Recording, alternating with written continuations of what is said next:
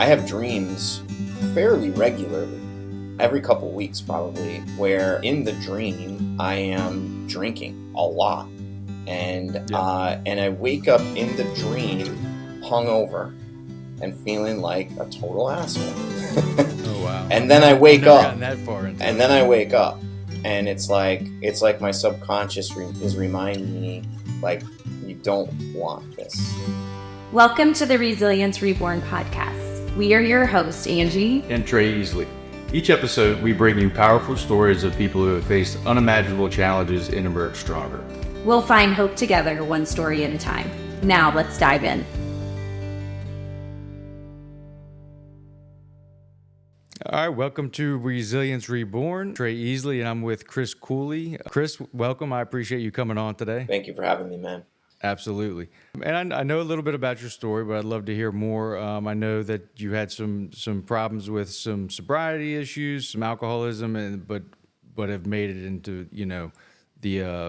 into a couple different companies that you're working on. And can you kind of take us from the beginning where you think kind of some relevant, shifting happened for you? Yeah, man. So just a little context, right? I've been sober for over 10 years now. I really grew up in an environment where, it's just like the social norm for drinking to be like super prevalent. And I don't have any beef with it. It is what it is. Made me who I am at the same time. Like, I chose a different direction, but I chose that based on, things that I recognize now. But the moments where the transition happened was really, one, I had a person who was helping me out from a career standpoint as a mentor, and knew my behaviors at the time, which were like heavy drinking, like really like a weekend warrior, like, I would go on like a couple day bender. And so like a lot of peaks and valleys in my life at the time, huge success down to like spiritual, physical, and emotional bottom, like days later. And that took a toll, right? Like that's a lot of ebb and flow. And it's stress. It was stressful for me looking back on it, but it was just the norm. It's like, that's just how I operate. So this person had said, like, if I'm going to work with you, you need to stop drinking for 2 months. And I did. And I made a lot of like progress in just journaling and forgiveness and just understanding like what I was going to, kind of like what I needed to do to like really get to the next level in business, at least from that perspective. And so, after that ended, I was pretty, I was drinking a lot less. But it crept back in quickly. I would say over the course of a couple months, I was right back. It does, man. I know from experience that, I had those periods of pause, and it didn't take long. Mm-hmm. I mean, it was a week at the most before it just kicked into full gear. Yeah. So I understand exactly what you're talking about. Yeah. And what I realize, now, like hindsight's 2020, is that like that I was making that decision for somebody else. They made the requirement for me to make that change. And I was like, I can do that for a little while, but like, get right back to my life. It's about making a choice. Like for myself, it was about making a choice for me. And what happened is over a couple months I went on a bender, like spent a couple days drinking, partying, had a bunch of responsibilities and commitments that I had made on a particular day. And I was just passed out, like just like, totally let them all go by the wayside. And these are people that I love, my family members, my life partner, so, ultimately everything panned out. Everybody had to like figure out for themselves, like why, Chris wasn't there and get to their flights and do all the things that I was supposed to help them do. And Brittany, my partner, she sat me down. We've been together at that point, years. We had a house. And so this was like a really brave decision on her part. She made a choice, and she sat me down and said, like, look, if you're going to keep drinking, I'm going this way without you. And if you're going to stop drinking, then we can talk more about it, like figure out a life together kind of thing. And I immediately that day said, I'm not going to have another drink again. And I haven't had one since. And so, it wasn't an intervention. There was no yelling. It was super objective. Right. I've made a choice. This is my life. I'm claiming it. And it was really inspiring, like, especially looking back. I journaled about it recently, like a year ago, and realized like how brave that was of her, to have a life with someone and just make a choice and say, like, I don't want this in my in my world. Good. So super Yeah, grateful. I know a lot of people go right to anger, right to anger, right to yelling, and unfortunately that's the worst thing in my experience that you can do, because all that does is pushes down a little bit further, and like, well, and then get that irritability up. Yeah. So Yeah. what a like you said, a brave thing to do, and how conscious it was to come to you like that, on that even keel. What's really cool is that, in my journey, and making that choice, I knew that immediately that like I was going to have to figure out like a whole new social world and environment and everything. Like everything changed in an instant. And it's freaky. I was like, what is going to happen now? I had started to practice yoga, some mindfulness, like while I was drinking, just because I knew that there was some spiritual connection. I've always felt spiritually connected to the universe and source, and so like I was exploring all that, and then I explored AA and a bunch of different options. I knew some people in it, talked about what the methods were. I really just started sampling what was going to work for me, and exploring like different ways to navigate like my own processing, right? Like all the things that I had done to myself, to others, like that whole AA methodology, right? Like forgiveness. I made up my own sort of version after doing a lot of research. And what's really cool is that like Brittany and I, she gave me this gift, right? Of being able to look at myself. She held up a mirror and said, "This is what you look like." Right. And I want to be in the mirror with you, but I'm not going to if you continue to look this way. Right. So that was a choice that's like, okay, make a choice. The other thing though, that is like in all the processes I went through, the personal development, the foundational sort of mindfulness practices of being true to myself, she started to see that. Was like, "Hey, what are you doing?" And so we started to do this thing where it's like inspire positively. And, we're still together, we're going on 15 years together. And that's something that I'm really grateful for as well. Like that her choice led to her, greater development, more positive life, my greater development, more positive life. So, the downward spiral, it can go really fast. An upward spiral can do the same, Absolutely. I love that. At least from my experience. Right. And I think that gives people a lot of hope too, right? That you can turn it around pretty quickly, especially with the support. And I think that's key, right? So I think for everybody, they do need the support there, and just that little bit of accountability there, saying, "Hey, listen, this isn't going to work unless Now, what kind of impact? Because you had mentioned socially, you'd had to make some changes. What kind of impact did that have on you socially? Did you lose friends? Did you gain friends? How did that work out? Yeah, a little bit of both. I think you and I talked about this. When we first got introduced to each other, like being so close. And I have great friends, and people that I grew up with that are still amazing people, friends. I still align with them in so many ways.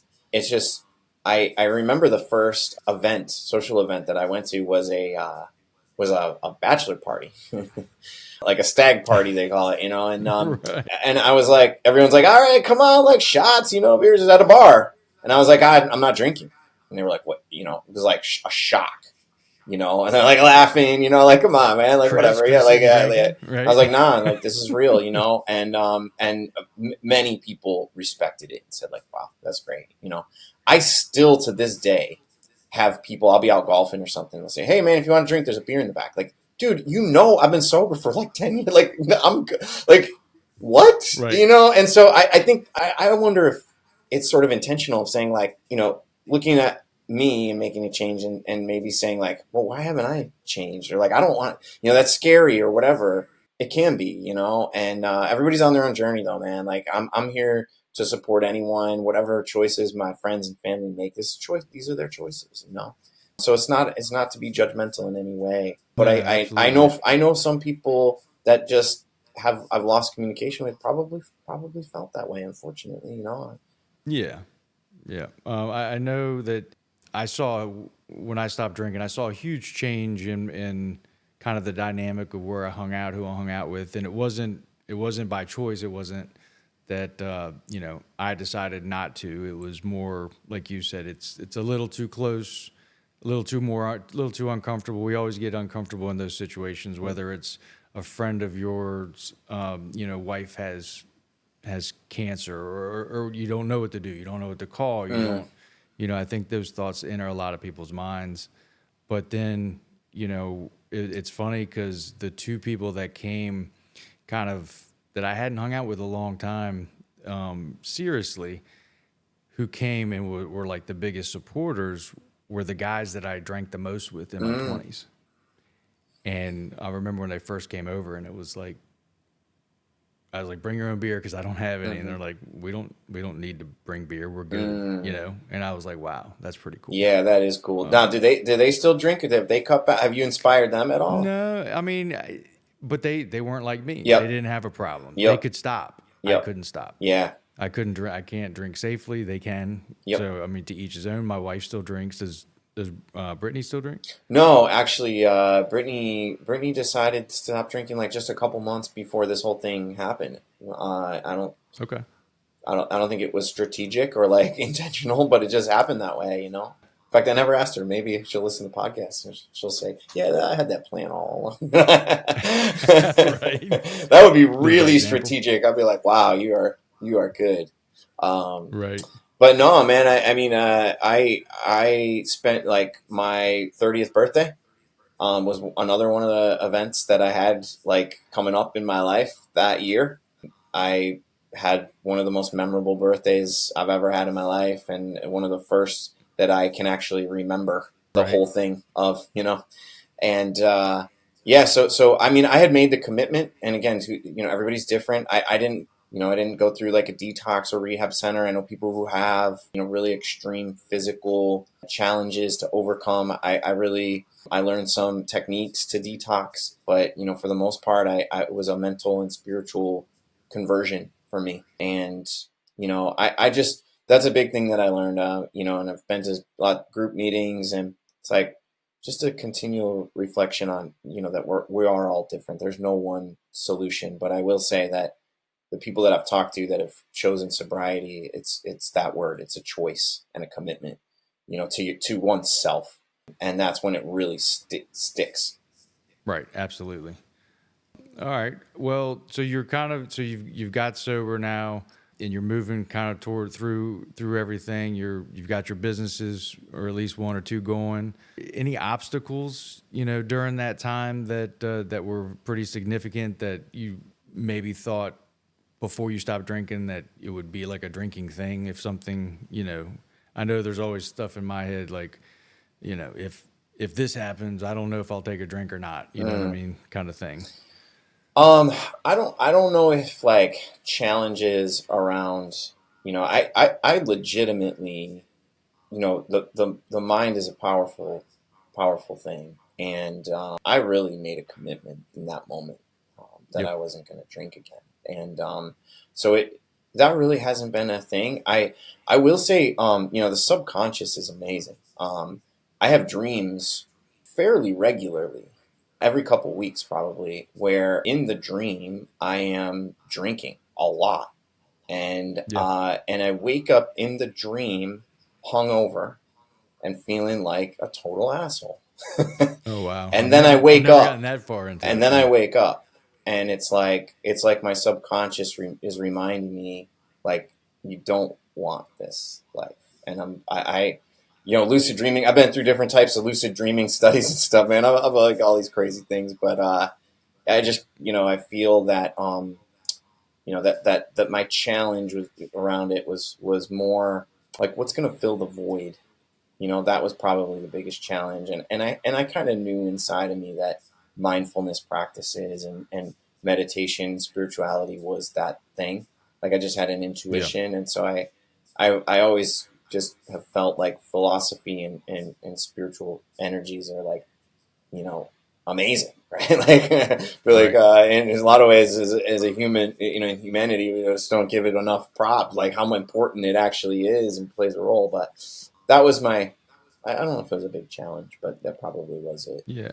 No, I totally agree with the spirituality part, because I wasn't spiritual at all. And as far as I'm concerned, religion and spirituality are two different things. For me, it was definitely a spiritual thing. So I think that it seems to be a key with a lot of people that have, been in recovery through whatever it was they were into. Yeah. Well, and that is, I mean, I didn't go through AA, but my understanding is that the Christian faith, the component of prayer and spirituality is a major component. I mean, I've been to meetings where that, they call them meditations, and then I go in and I'm like, oh, wow, this is a straight AA meeting. And I've been really grateful to be in those scenarios. Everyone, like I said, everyone's story is different, but yeah, I mean, spirituality, religion, I agree, two very different things. I read, passages from the Tao Te Ching. I follow Buddhist leaders. I grew up in an Episcopal church. I remember giving my dad a book. We talked a little bit about this too. He passed away a couple years ago. But when he was sick, he was reading the Bible a lot and really, grounded himself in his Christian faith. And it was amazing to see how that passed along, that peace in death and transition. And, right. But I bring it up because, I gave him the Tao Te Ching one time and said, hey man, check this out, He read it, and the next day I went back, so what'd you think about that book? He said, it's pretty much the same as this one. And he held up the Bible. I just prefer this one. He wasn't like, oh no, you can't go down that path. It's horrible. It's not the thing, it's like the themes are very much the same, that the light is inside of us and we can channel that at any given time. So, I don't know, that's a tangent, but I think it's a big part absolutely. of it. Very cool. I've never heard of the Tao Te Ching, but I'm gonna check it out. So if you don't mind, let's go back to you said your dad had cancer. We have that in common too. My dad passed away in cancer, and I know for me, because I was still early in my sobriety, which I still am, but I was so grateful that I was able to be sober with him and show him that, because he knew all of my stuff.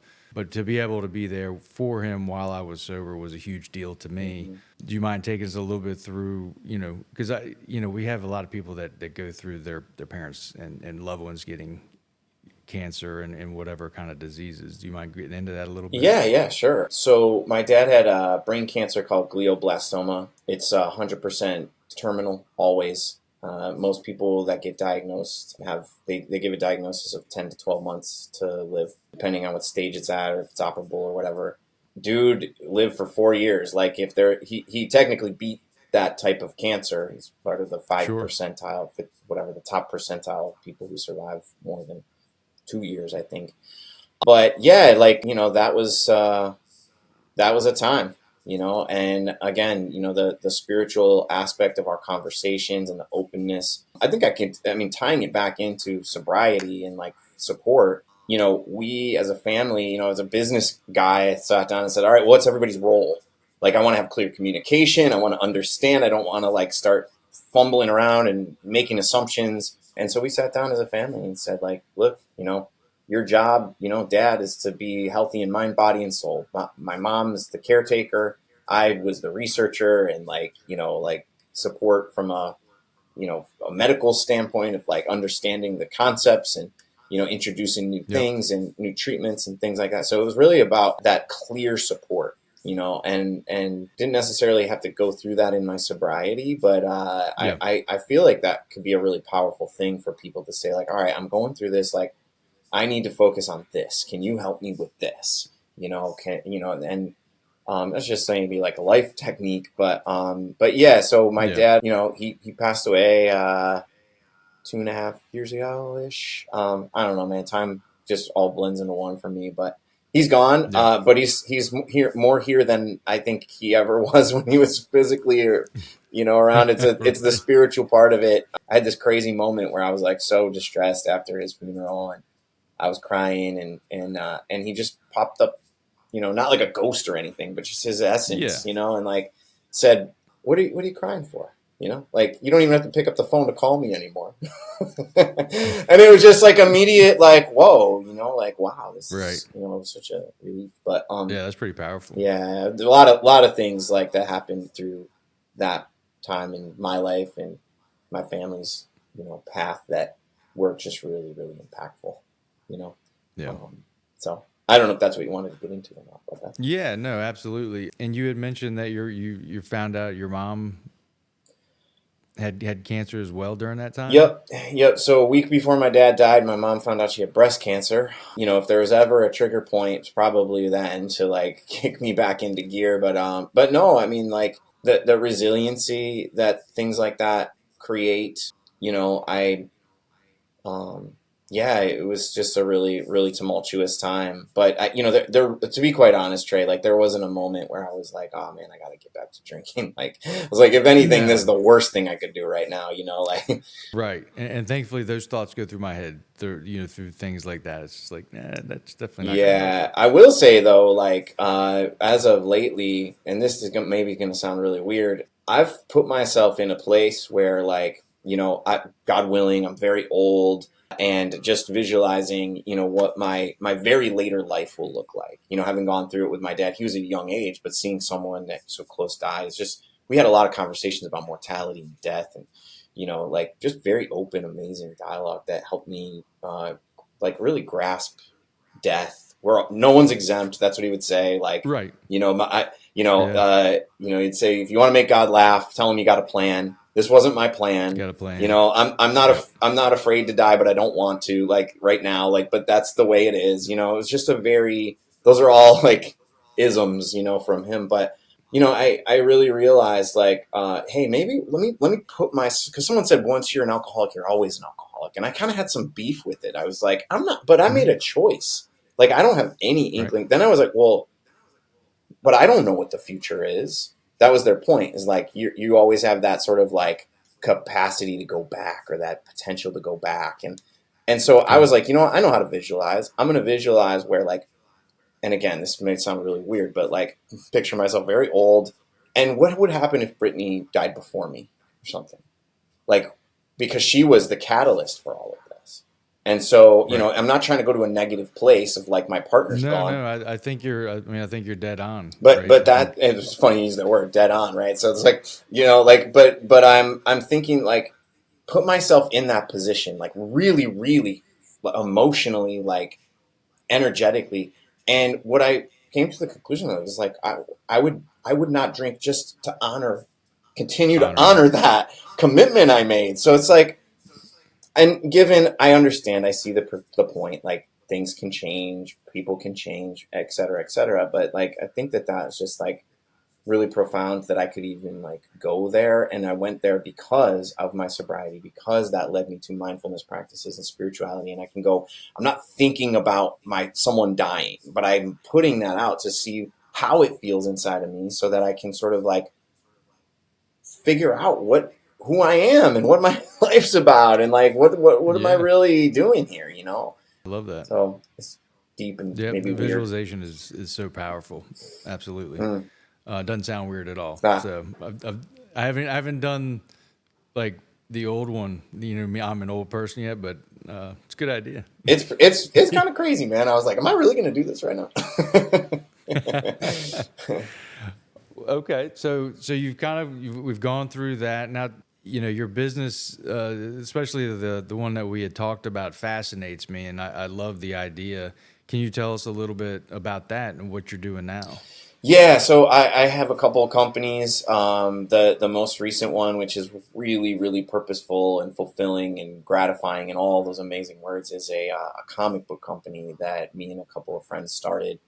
The whole concept is that the comic books tell real people's stories to help them find purpose. And so what I realized is that, you know, kind of really looking at the challenges or weaknesses that we all have as superpowers is a really unique way to kind of identify one inside of each one of us personally. Like, let me just acknowledge that, like, this is a weakness and we all have them, but let me flip it, you know, into like something maybe fantastical that can help me identify and address like those challenges to make them really positive. And the other thing is that I can then share them with other people more openly. At least that's what we see with people who've gone through this process. Once I share it, like, you might have a superpower and strength that helps me with my weakness, and vice versa. And we can form like our team of our squad, you know what I mean? To like be bigger and better and greater and all those words, you know? But yeah, it really fits in this, you know, in this model. And so many of those subconscious things come up. I talk about this, like I had a dream that planted this concept in my brain. And I woke up and it was inspired by a friend of mine who actually has cerebral palsy. And it was like, yo, Okay. Tony's a superhero. His weakness is a superpower.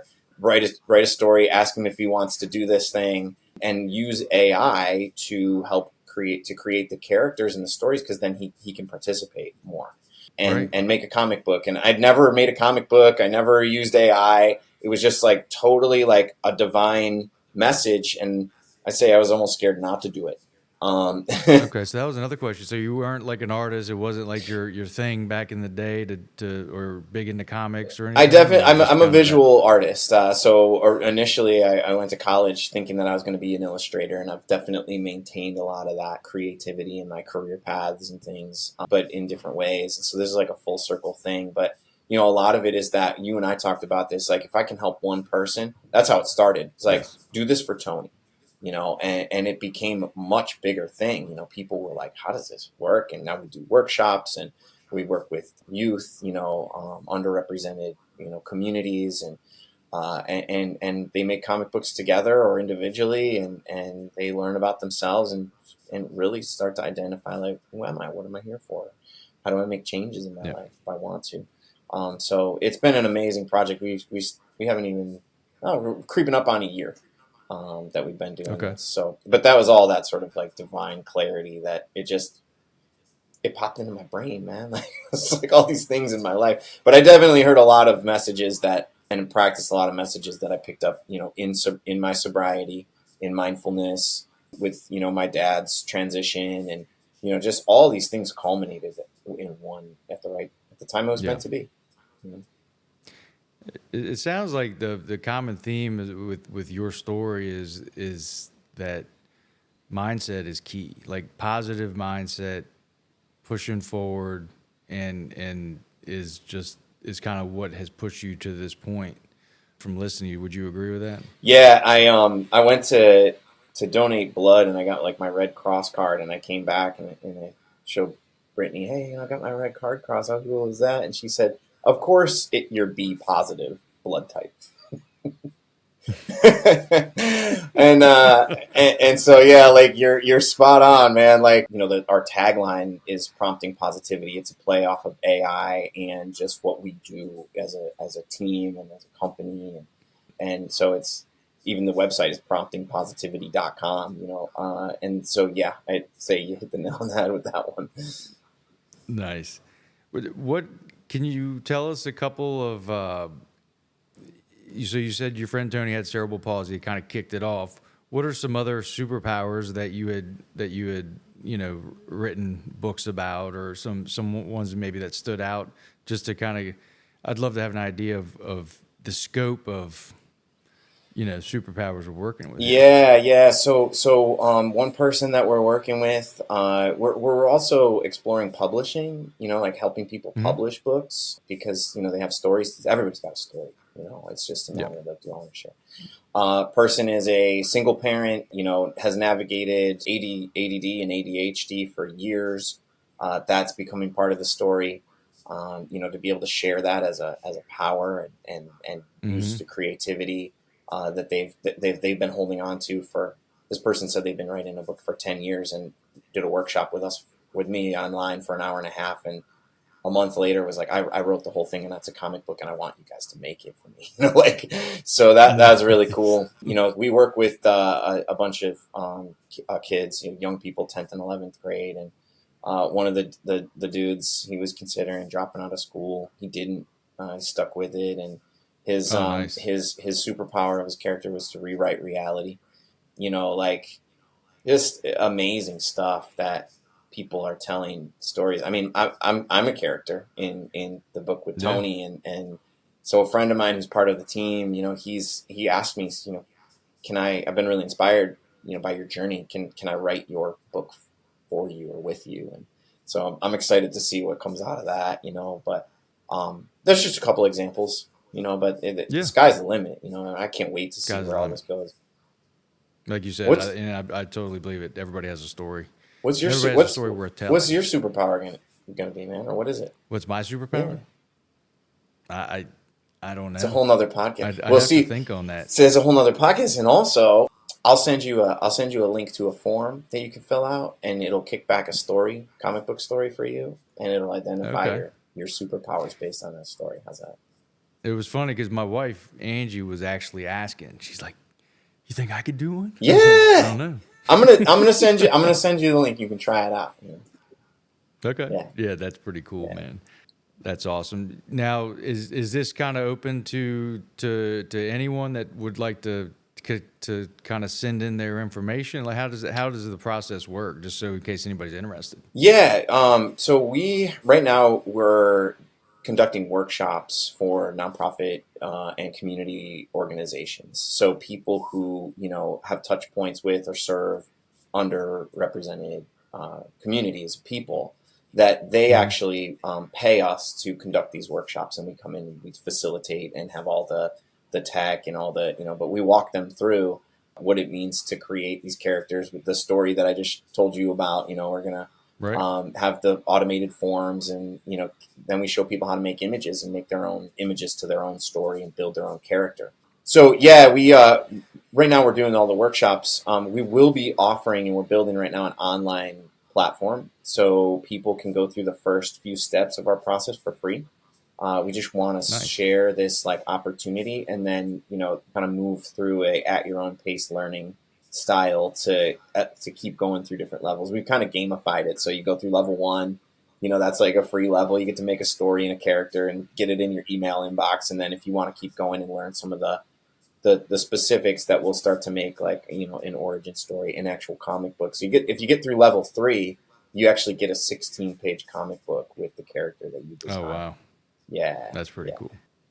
Okay. Yeah, I think about when you go back to what you had said with the kid that was going to drop out of school, and then he didn't. I mean, think about the trajectory of people that drop out of school and where they end up compared to people that's going to, I think that's huge. Yeah. Just to even have that little, what seems like a little impact can make such a big difference in someone's life longevity. Absolutely. For sure. And that's the whole positivity part, man. Like I really think it's a choice.